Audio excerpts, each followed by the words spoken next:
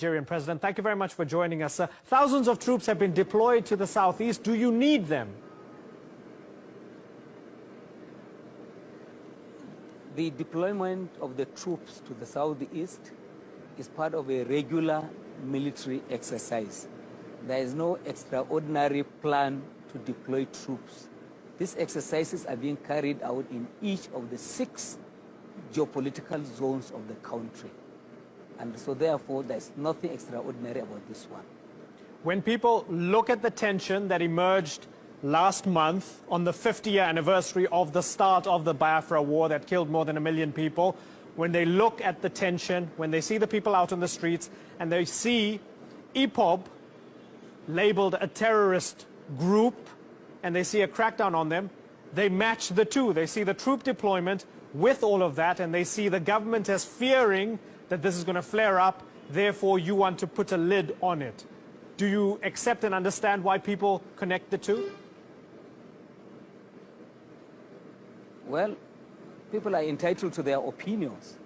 However, this military exercise was in our national budget. It was appropriated for more than a year ago. It was written into the national budget. When it was planned for, there was no anticipation that there will be this sort of disturbance by Ipob. Ipob has rightfully been declared a terrorist organization by the Nigerian government. It is engaged in terror activities, illegal taxation, use of weapons against the armed forces and the police, and attack on the national institutions. So therefore, they have been declared a terrorist organization because they have clearly indicated their territorial ambitions, that they want to capture not only the states that are politically, ethnically contiguous to them, but even states that are neighboring, those states. Somebody had to act. So let's just put aside those who might have attacked the police and look more generally at some of the grievances of some of the people there. They feel, as ethnic Igbos, they feel discriminated against as people in their own state. They say there's no development. They say no money goes to the region. They say that President Buhari has appointed Muslims into senior positions at their expense. How do you address those grievances? Anyone who is knowledgeable of the facts on the ground will dismiss those claims as being mere propaganda, designed to just deceive people who don't have the facts. The Constitution of Nigeria has guarantees for the protection of each ethnic and geographical entity. For instance, our Constitution says there must be a federal minister in the cabinet from each of the 36 states of the Federation. Each of the 5 states in that zone not only has a minister each, 4 of the 5 have senior cabinet ministers. In the case of the president, even his own state is represented in the cabinet by a junior minister. So all this talk about discrimination is politically motivated in order to black paint the government of President Muhammadu Buhari.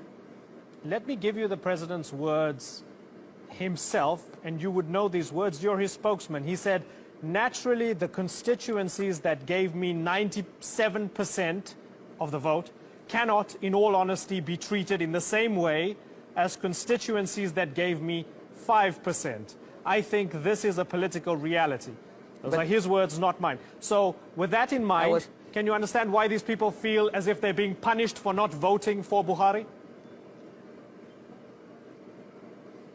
I was present in the hall in the United States in Washington where he made this statement.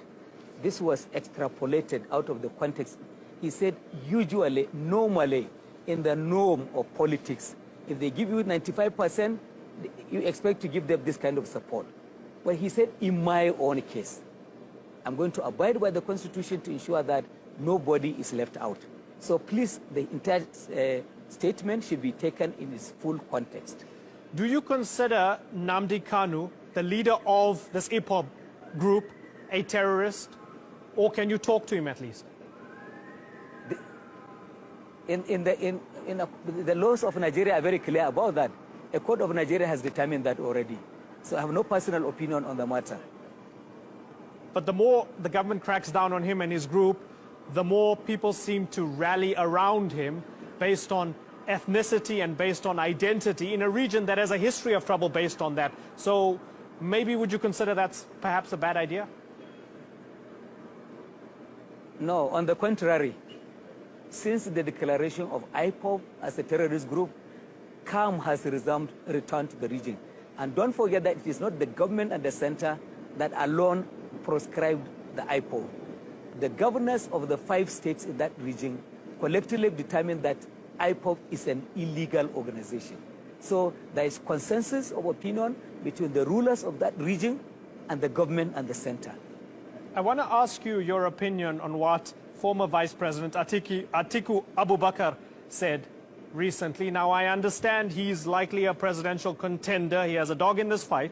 But he said he's in favor of meeting the demands for a looser federation of Nigeria's states, of giving some of these restive regions more autonomy. What do you think of that? Nigeria is a democratic country. Individuals are entitled to hold opinions. Is that a good idea? Whether good or bad, it's an opinion held by an individual. It is guaranteed by our constitution. He's entitled to his opinion.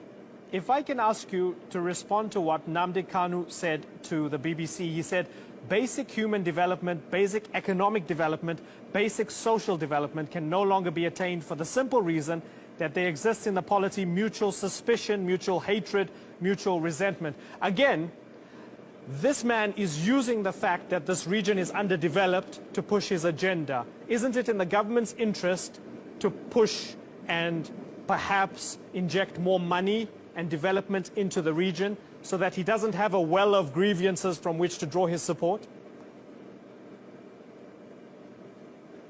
Government is doing everything it can to improve, to bring development to that region and to all other parts of the country. Okay, Garba Shehu, I thank you very much for coming on the Newsmakers. Thank you very much for joining us.